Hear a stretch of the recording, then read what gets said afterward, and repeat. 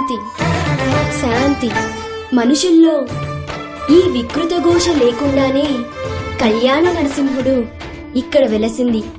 అందుకే ఆ యాదర్శి తపస్సు చేసింది. ఓం లక్ష్మీ నరసింహాయ నమః. ఓం ధన్యోస్మి మహాదేవ.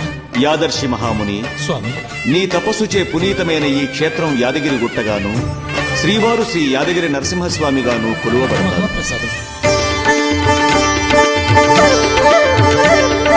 పురాణయుగమున ఈ గిరిపై తపమునరించెను యాదఋషి. ధరాతలమున అతని పేరుతో అయినది ఈ గిరి యాదగిరి. ఈ గుహలో వెలసెను ప్రాయమహోజ్వల జ్వాలా నరసింహుడు.